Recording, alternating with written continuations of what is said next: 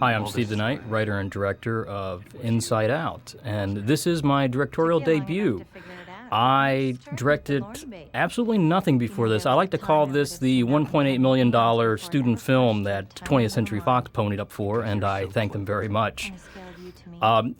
They gave me a one-day kind of prep. I shot a second unit day for episode 14. I did the Faith shower scene and a couple of Cordy Connor scenes, and that was pretty much it.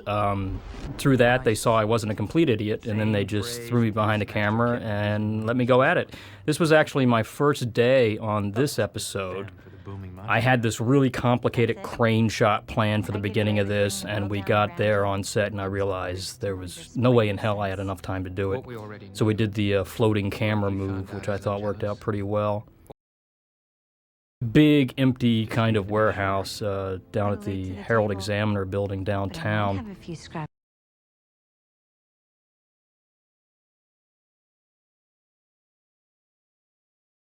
Basically, the plan here was to keep it as simple as possible and focus on the emotions going on. I thought David and Charisma did a great job. And here comes Vincent, dropping from the sky. There is actually no window up there. He's just on wires, and there's a guy off screen throwing rubber glass. And then through some artful editing, you think he's dropping through a skylight.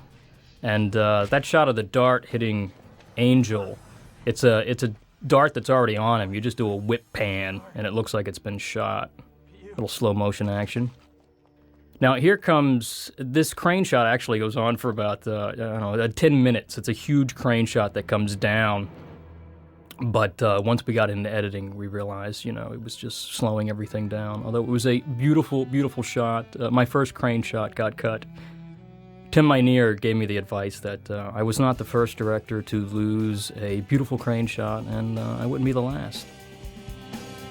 A little background on this. For my first episode directing, I really wanted to do a small bottle show, something kind of creepy just inside the hotel.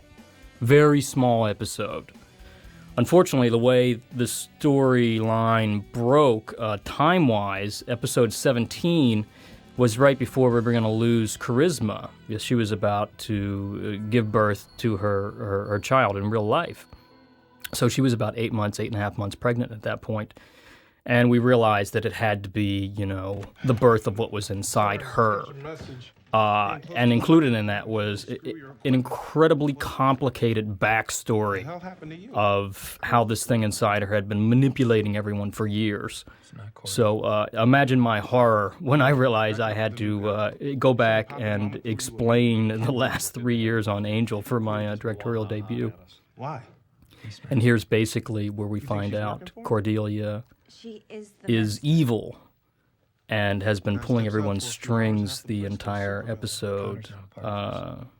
Staging very simple. I believe I had 4 hours to shoot this because I had spent so much time. This was at the end of the day, and I'd spent so much time doing the murder scene earlier in the day. So basically, I asked the actors to pretty much plant themselves, and I'd shoot everything in singles and 2 shots and catch as much as I could. They did a great job. I mean, everybody was spot on.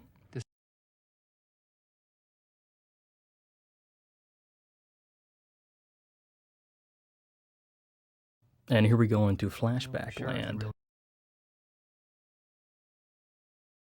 As we, some footage on previous episodes here. Artfully cut in, of course.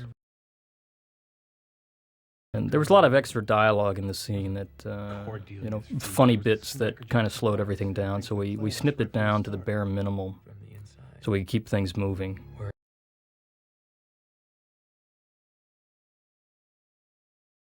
Here's a little bit of second unit work by Skip Skulnick, the great axe scene. Now coming up, when she's naked and whacking Manny with the axe, The dailies of this are hysterical.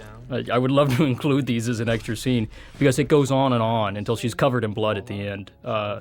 We kept replaying that at the office. It was hysterical, and Charisma was a real sport for that. It was just a great shot.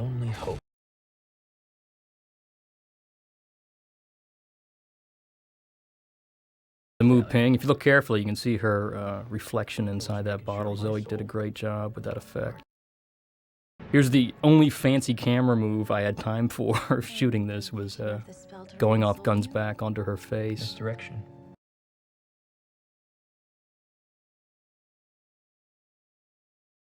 We added that from we added the special effect from a clip from the previous show. We had a real problem with Lauren's glass. You kept hearing the ice clink, so we had to give him a note, you know, pretty much not to move his glass unless we were on him.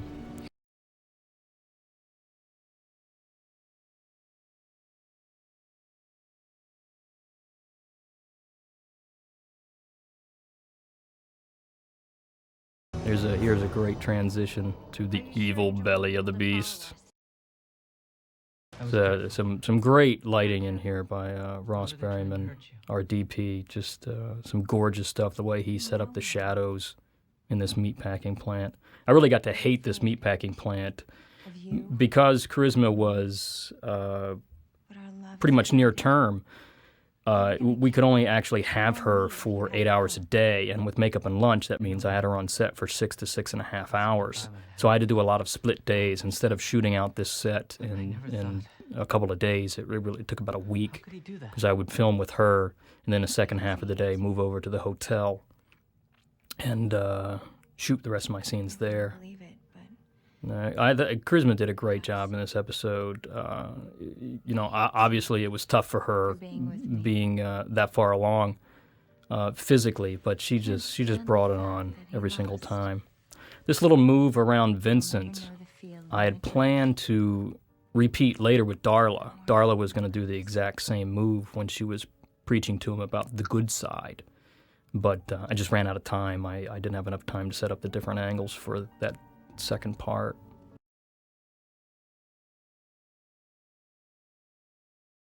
Of course, here she's drawing him deeper into her devious web.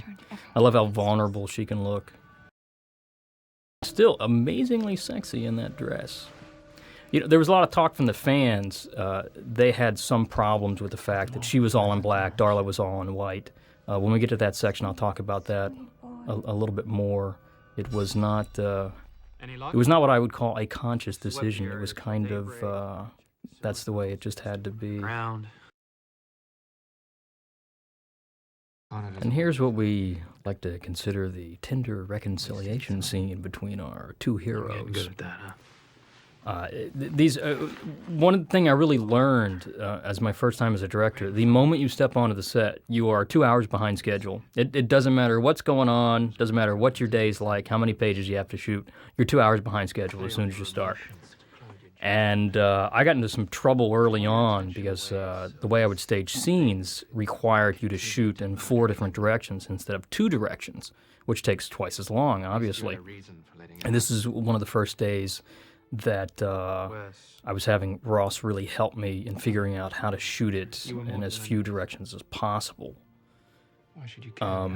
Kelly Manners, our fantastic physical producer, would basically come down every day at about right before lunch and tell me how screwed I was, and I'd never make my day. Most of the time I made it. Not always, but most of the time. You couldn't ask for a better person than Kelly to see you through a first-time process.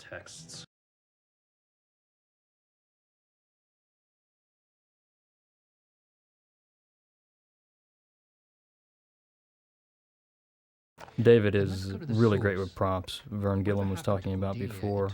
One of the tricky things with props, though, is you shoot a scene from so many different positions and close-ups and medium shots and 2 shots. When you use a prop, the actor has to do exactly the same thing every time, or else you have a problem matching. And on this one, it was a little tricky because we had to cut around some stuff that didn't quite match. Because it's almost impossible when you've got props like this to really match them completely. So when you see like a cutaway to Wesley, we're adjusting. We couldn't stay on Angel because we had to use a different shot. There's something I always regretted, that I didn't have enough time to do a reverse POV of this meat locker. You never really get a sense of the space from their point of view or from right behind them. But I just ran out of time. We had originally, in editing, we cut out the beginning of the scene. It felt a little dead. The dialogue, I believe, was not quite up to snuff, but we put it back because it was too much of a jarring transition. And here she continues to confuse him. We really wanted to highlight with Connor's character in this episode that he is a tragic victim of these circumstances. You know, he never had a childhood. He's been lied to and manipulated. And in this episode, we find out his whole reason for being was to bring this other thing into this world. So he's been played his entire life. And you really root for him to make the right decision in this one. But ultimately, you know, tragic figure, he doesn't.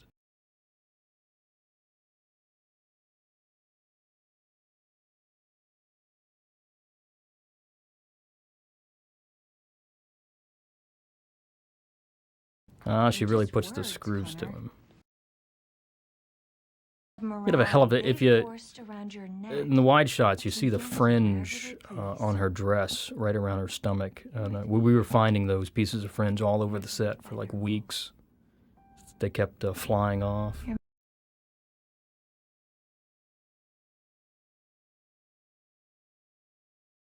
Yeah, in the script it says he has a creepy little smile, and sure enough, he has a creepy little smile.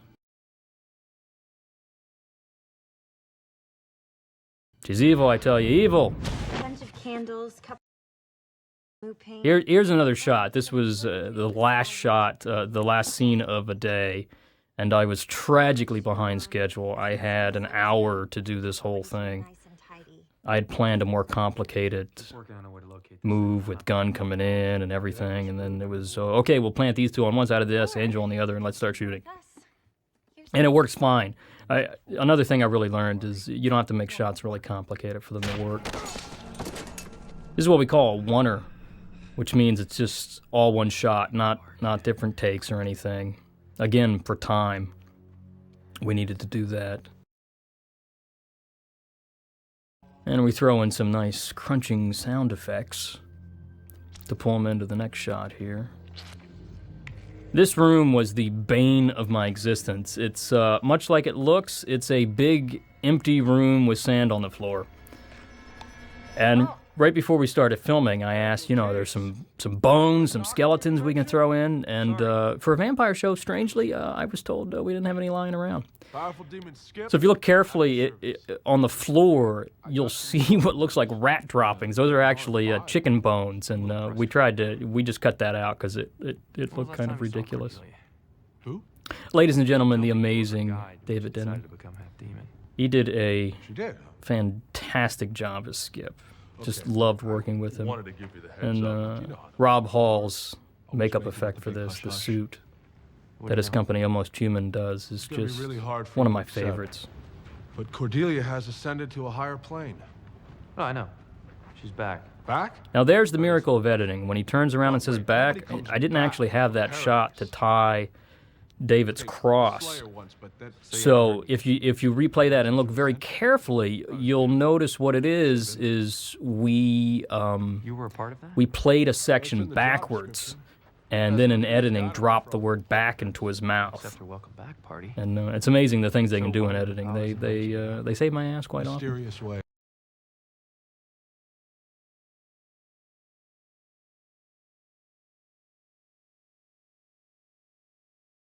We only spent one day in here, but it was You're frightful. Cordelia to. Here's where Angel starts to put everything together. I love that shoulder piece on Skip, that upside down skull.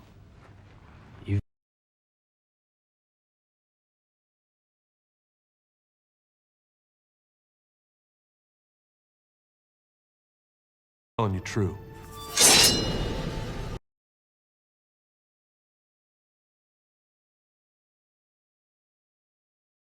Kids, my first fight scene with a demon. Here, the one thing that I think I overused the high-speed camera. That's the slow motion. A hair. I wish I had saved it for only some more specific moments. I know the fans. A lot of the fan talkback was that they thought there was a little too much high speed in this episode. Hey, look, his shoulder's on fire.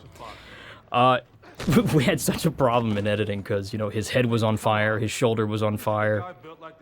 It was all tricky to cut around with those torches in the background. I always wanted to do the shot where some villain punches some guy in the head and his fist blacks it out. And, well, there it is. Bazaar. This is a second unit. Second unit is after we finish the principal 8-day shoot. There's usually something left that we need to pick up. And Barry Bazaar is the DP on this one. And he really lit this beautifully. I mean, charisma looks fantastic. It moved. Of course it did. That's what babies do when they're happy. I love the way in this episode, you know, she just plays the whole gamut of emotions. And you really get drawn in by her. She was really great to work with.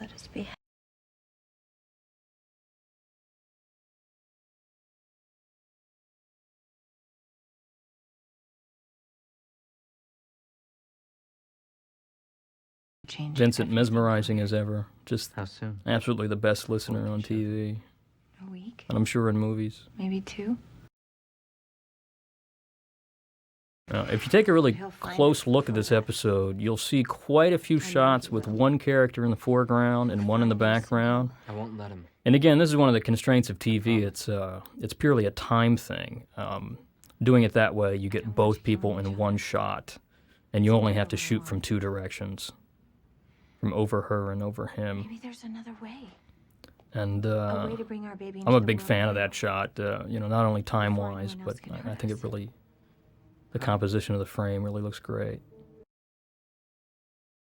And everything I learned, of course, I stole from Joss Whedon, Tim Minear, Vern Gillum, Doug Petrie, and cheap kung fu movies, as you'll see in a little bit. What happened to Cordelia? And our hero just never stops ticking. He just keeps coming at him. You see when he smashes him on the back, there's a little frame jump there. It was a mistake on the Avid machine. That's our editing computer, and we decided to keep it in because it looked kind of cool. The big swing, we almost cut that out, but for time, but David loved it. Here's one of my cheap kung fu movie moments. This is the nefarious meat of it, pal. The really close-up of somebody with the guy standing in the back. If you want to take a look at my largely influenced technique, the movie Master of the Flying Guillotine is really where I get practically everything I know. Little slow motion. I overuse the slow motion of the chain here a little bit, but you know, I was a new kid. It was a shiny toy. Knocking off that horn was a huge pain. It was a second unit thing that we had to shoot a couple of times because it just never worked right. Nice smack and a kisser. It's the big wind-up.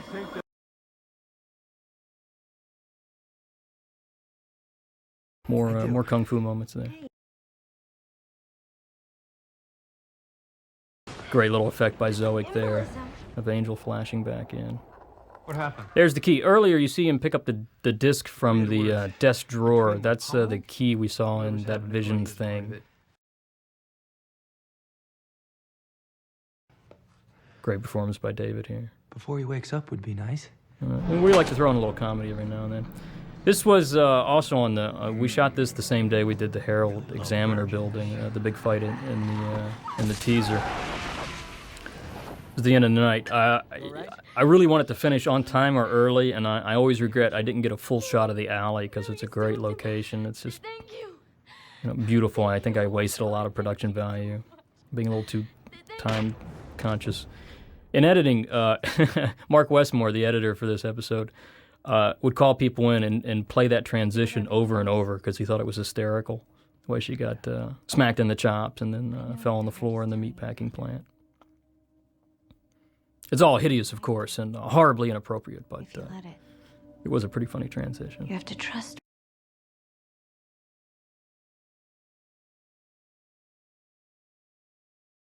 Could she But be never more forget evil? the truth. I'll talk a little bit about her black dress now. She's one of them. She's wearing the same dress she was in the previous One of the episode, average, normal people in that fill episode this 16. world. And the way the action flowed, there was no reasonable time for her to change. So that's why she's in a black dress. Plus, I thought she looked, great. It does have that archetypical villain look that I really liked. And she's just stunning in that dress.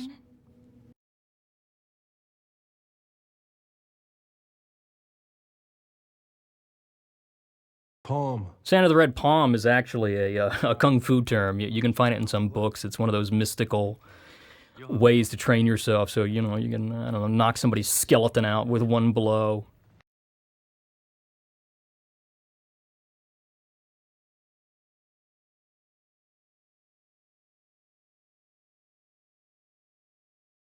$20. Ah, the Sphere of Infinite Agonies. This is one of those lines that, you're thinking, well, we got to put him in something. I'm just a How merc. about a Sphere of Infinite The Agony? deal is, and not Poor David Denman in here. He had about 3 days back to back, and he was just exhausted because he had to be there hours before anybody else to get made up, and it took him, an hour or so to get out of his makeup at the end of the night. So he was getting 4 hours of sleep a night, and he was just exhausted. Often in between takes, you'd see him lying over on the floor asleep.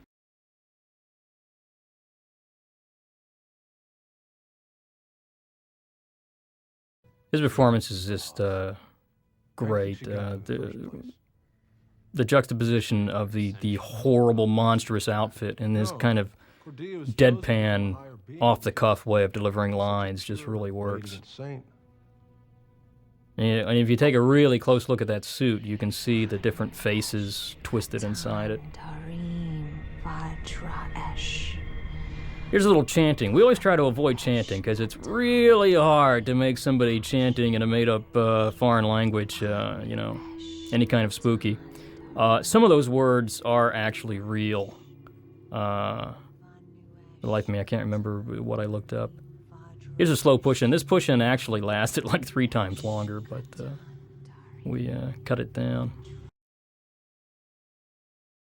Here's a little spook show moment, your classic horror film. The Amazing Disappearing Water Bottle. That was my secondary title for this episode. If you watch closely, he's got this water bottle, and when we start up the next act, it is miraculously gone. So these were 2 different filming days. This was one day, the next act was the next day, and Vincent said, I don't want to do this next intense scene with Darla with a water bottle in my hand. So we put it on the floor, and then we just cut it out of the floor, and you never really miss it. Ladies and gentlemen, Julie Benz.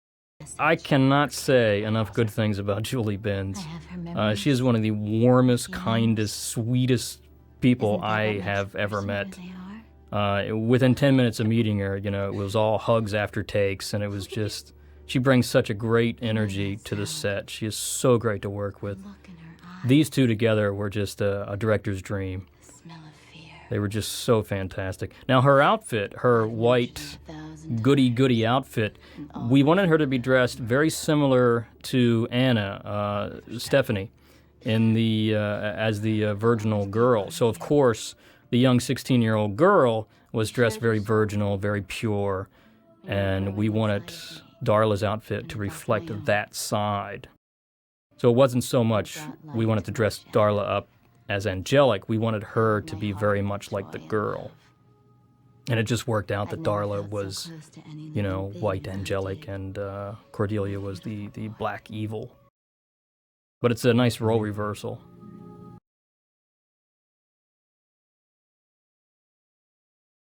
I think with this scene and the next Darla scene, I believe in editing we cut out quite a bit. Because I do tend to go on if you let me.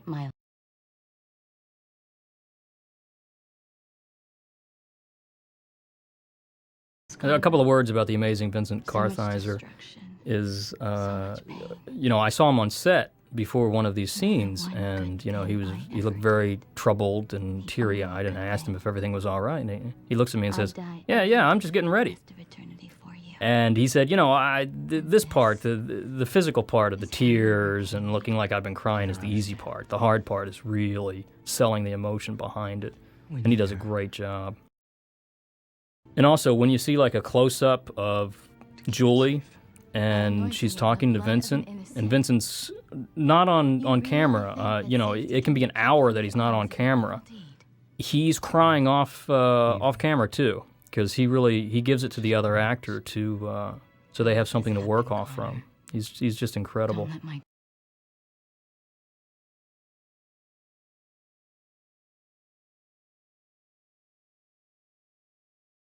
There's nothing more terrifying as a director as long, talky scenes with 5 people in them, because you have to cover everybody. You have to have separate shots of people, and it just takes forever.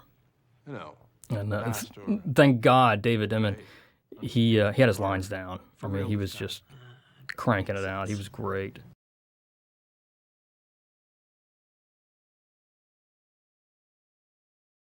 And here's where they really start to put it all together. The title of this is Inside Out for 2 reasons. One, because the obvious, the physical reason, what's inside Cordy is coming out. And the other one is everything we thought was true, everything we believed in for the past several years has turned inside out by Skip's revelations. That all these important events that made these people who they were had been manipulated.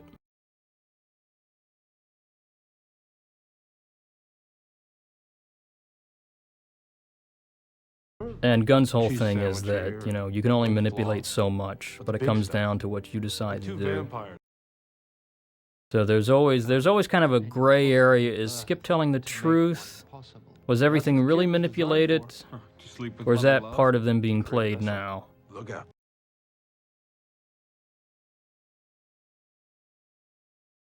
The evil plan revealed.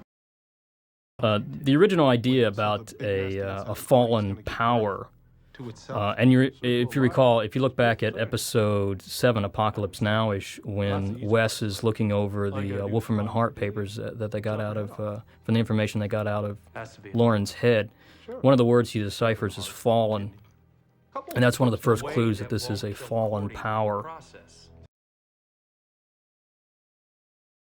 This whole thing really sets that up.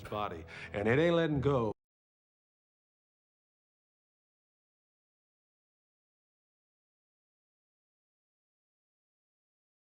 Coming up is another thing we kept playing over and over. Is when Angel asks, kill the woman he loves. Like this. How can we stop this thing?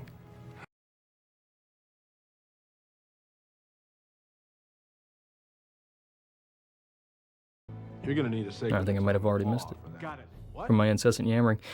Here's a Tim Minear thing. We were talking about how the hell do they find Cordy?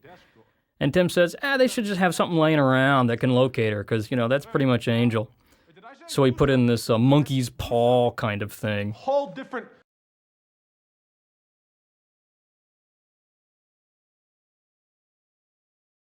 And here's a little more because we're Connor, Darla. I don't hate you.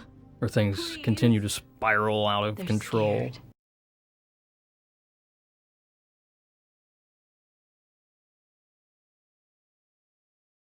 Yeah, this is a scene that we definitely, I think we cut the scene in half in editing.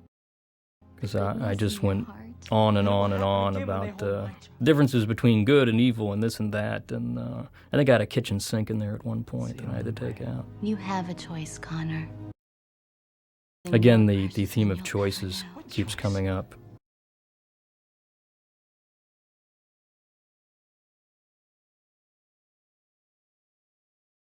When she says, because you're acting like one, there was a whole section where Connor talks about he came from two vampires, and of course he's acting that way because, you know, he's evil by nature, and she refutes that. Because she told you? There's that shot again. Things that I can't... A character in the foreground and an actor in the background. The huge time saver. It has to be your choice.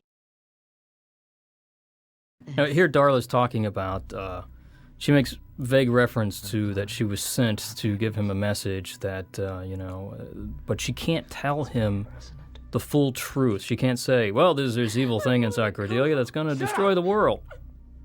The powers are very hands-off and believe that ultimately people have to make their own decisions.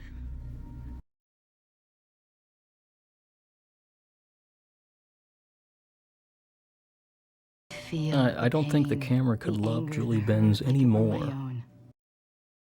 Just amazing.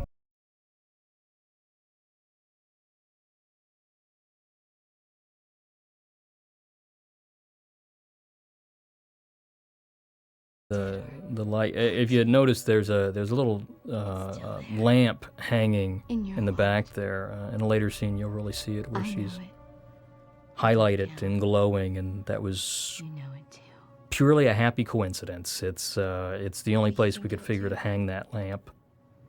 What he has to. Here's actually one of my favorite scenes in the whole script, and We really are just pieces. something I really learned as a director. It's very simply filmed. It's basically 3 shots. It's a 2-shot of them Monochrome moving around from left to right, and then it's a slow push in on Gunn and a slow push in on Fred, and it just, the simplicity really works. Jay really came through on this. Once again, I had my back to the wall time-wise. I was 3 hours behind schedule, and it really he had a long speech here, and he just came in and, nailed it. Thank you, Jay, for pulling me out of the fire. I'll have to write him a really juicy role next season.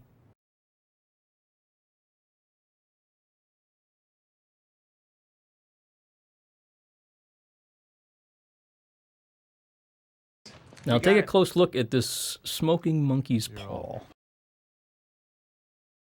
We had to, when we shot on this side, it's smoking. You'll see wisps of smoke there coming up.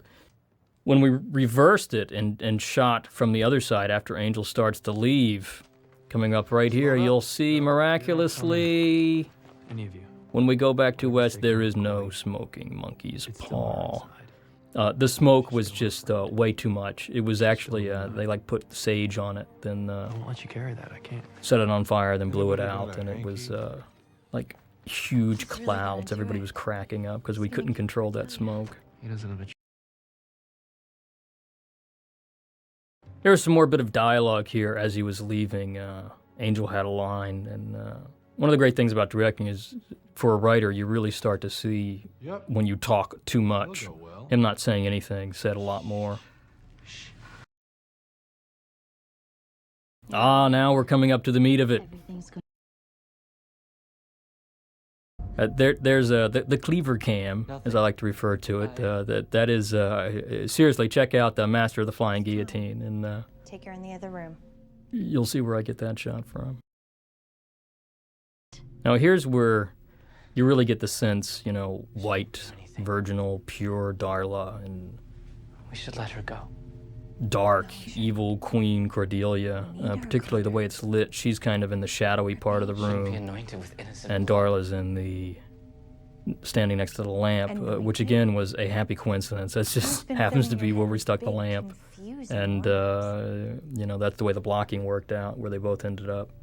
Just been thinking But it about really worked well to highlight the different sides Or of the moral maybe argument. A little birdie's been pecking. I also at really the regret I didn't have time to She'll do lie to you.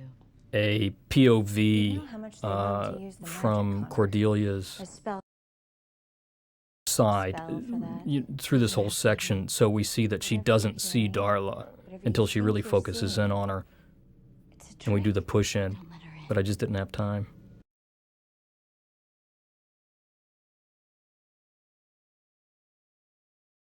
Ah, poor cheap Connor. vision of The kid just never had a chance.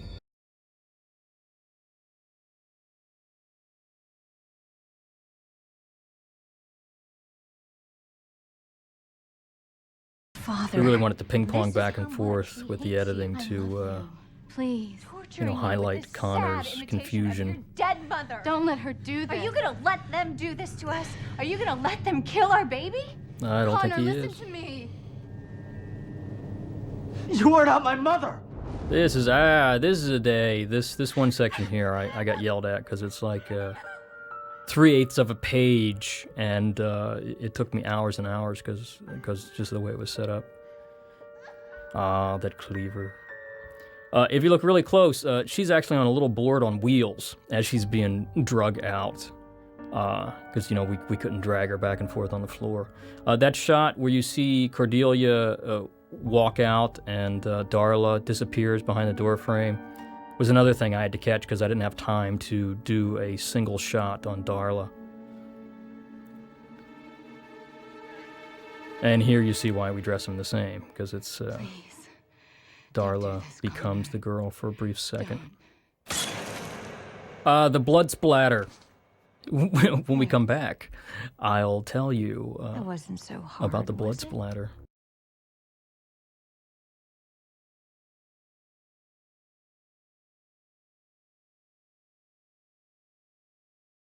Oh, the blood splatter story. The blood on Connor's face. When you're actually filming this, the director and the DP and people are watching on monitors. The monitors are several frame stops darker than what the actual shot is. It's all kind of murky and sometimes hard to see, especially with low light. So right off screen from Connor was our physical effects guy, Chris, and he would dip a paintbrush into blood and then flick it onto Connor. And we couldn't get enough from our point of view on the monitors. We didn't see enough blood. So it was like 7 takes, and on the last take, I saw like 2 little drops of blood on Connor's face in the monitor, and I had to move on. So we moved on, and we go in to set up the next shot, and I get a close look at Connor, and his face is covered in blood because we just couldn't see it on the monitor. But more blood, always better in my personal opinion.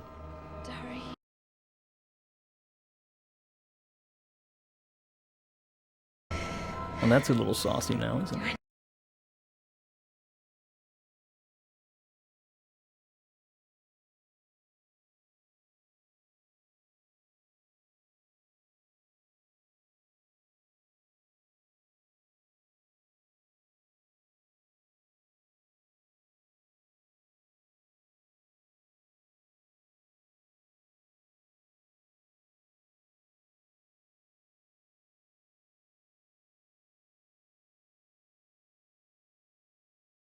The whole scene where we keep cutting back to Skip and he's having his fight was my absolute worst day. I got up feeling nauseous. It was halfway through the shoot. I got there. I felt like I was just going to puke every single second. I kept having to step outside in between takes. And I thought, the lack of sleep, the pressure had gotten to me, and I just wasn't cut out for this kind of thing. And at the very end of the night, about an hour and a half before we were wrapping, of a 14-hour day, Amy Acker started throwing up. And then in quick succession, other people started vomiting, and I realized it was some kind of stomach flu, and in fact, it wasn't just my nerves. I was never so happy to see another human being vomit.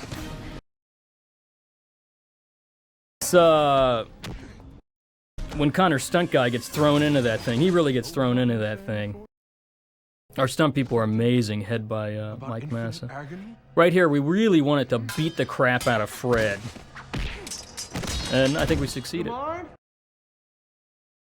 Wesley's guns. We always wanted, something to work for poor Wesley and his guns, because they never do. And here's where he finally gets his moment. Originally, he was supposed to get shot in the arm, but we had to do that section second unit, and we'd already filmed the other episode, and he didn't have a gunshot wound. Little peck and paw roll. Here's my homage to Sam Raimi. Basically, a shot, it's a camera on a track, and we pushed in from across the room and then sped it up in post. It was a cheap solution, but, very effective. This fight was originally a lot cooler, and the choreography was great, but we just didn't have time to film it. So poor Mike Massa, I had to chop the heck out of it. Now, we had already shot Charisma out of these scenes because she was at her 6.5-hour limit. So all of these shots of David standing over her, she's not really there. We used just a stand-in. Here's the big belly bomb. We got a caution from the WB in the script that they wanted to make sure when her stomach exploded it wasn't too gory. They didn't quite understand it was all a light show. The tentacled monstrosity inside. We wanted a very Hindu kind of look to the colors, but there was some reason we couldn't get a lot of blue. And let's all have a moment for Gina Torres. Yeah, the first time I meet Gina, of course, she's on the set in a robe, and she has to get practically naked on the set. But she was great. I mean, she just exudes such warmth and charm. Oh my God. And here's where the whammy starts on everybody she meets. We went back and forth about what she should actually say here. And we just decided just his name.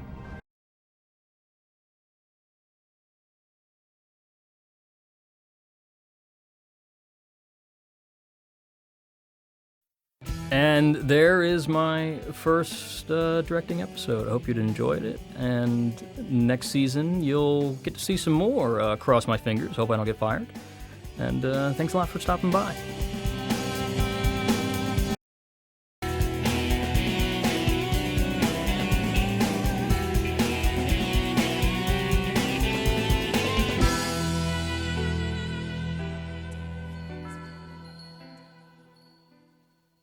Grr.